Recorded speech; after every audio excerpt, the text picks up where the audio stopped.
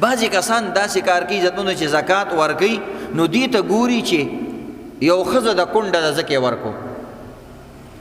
هلکه د فلاني له ولې زکات ورکوي جي هغه ګوډ شل دی ځکه زکات ورکو د فلاني له زکات ولې ورکوي جي دا ړوند دی ځکه زکات ورکو د فلاني له زکات ولې ورکوي جي دا یتیم دی پلار یې مړ دی ځکه زکات ورکو د دې فلاني مور مړه ده ځکه زکات ورکو د فلاني له ځکه ورکوم دکان یې نشته د دې فلاني جاب نشته کاروبار یې نشته عموما خلق دې خلکو له زکات ورکوي دا یاد لرئ د زکات دپاره د ټولو نه ضروري خبره دا ده چې زکات به غریب سړي له ورکې او د غریب نه مراد شرعي غریب دی چې شریعت کم ته غریب وایي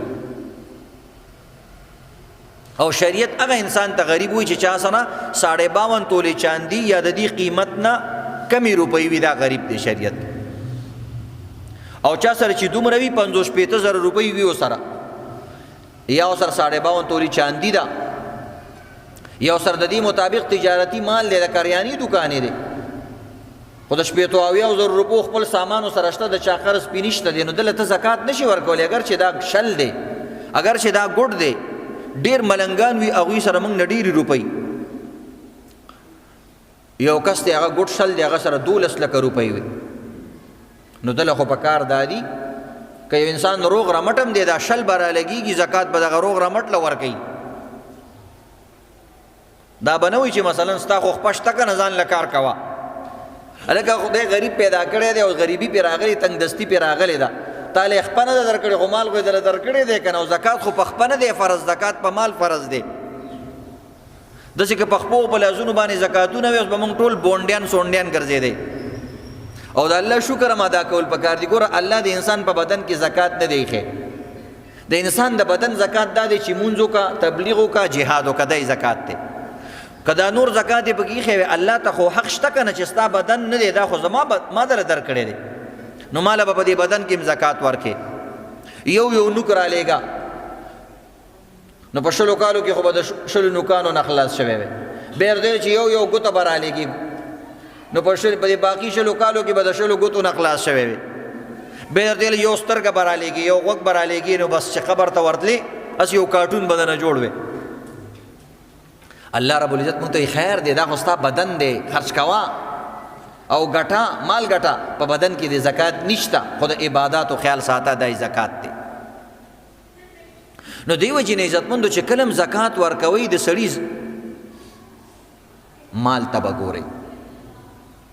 چې مال ورسره شته که نشته نو چې صاحب نصاب وي زکات نشي ورکولی اگر چې هغه غریب ګوډم دی ړوندم دی شلم دی خو وروره پیسې ورته د پلار نه پاتې شوي دي یا پنشن له راځي او هغه ورسره جمع کېږي نو دا خو مالداره دی که نه زکات خو په مال باندې راځي که نه په کار خو دا دی چې دا خلکو له زکات ورکوي داسې نشي کېدی چې یو انسان بلکل معذوره دی او هغه سره روپۍ دي او هغه وي زما خو څه پته نه لګېږي آینده کې به زه غریب شم نو زه زکات نه ورکوم په ده باندې هم فرض پاتې شو او الله به د ده نه تپوس کوي چې ټیک د ستا سترګې نه وي د دې به زه تعالی اجر در کوم خو دا مال مې چې د در کړی و د دې زکات دې ولې نه ورکوم نو دا یاد لرئ دې کې کونډو رونډو او دغه رنګ ګوډین شالین ټیک ده چې مثلا یو ښځه د کونډ هم ده او غریب هم ده نو بیا ورکولی شي بیا ډېر ثواب دی یو هلک دی یتیم هم دی او غریب هم دی ډېر ثواب دی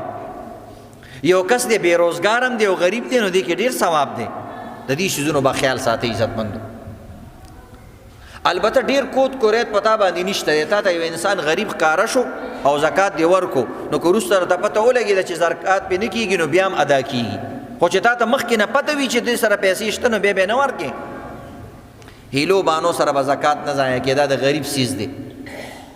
چې هغوی لاس ته ورسېږي او د هغوی ضرورت پې پوره شي بعضې کسان هیلې کوي وایي مثلا کال چې په مال باندې تیر شي نو زکات یې وي نو څنګه چې کال کې یو 2 ورځې پاتې شي نو ښځې ته وایي راشه وایي دا مې تا ته در بخلی نو هغه ټول مال ښځې له ورکړي نو بیا هغې سره یو 9 میاشتې 11 میاشتې پروت شي بل کال پوره کېږي نو بیا خاوند ته وایي راشه اوس مې تا ته در بخلی بجو ولته بخي را بخي ما تا ته در بخلی او تا ما ته را بخلی دا عزتمندو محض هیله ده د زکات نه او د فرض نه د ځان بچ کولو طریقه ده په دې طریقو سره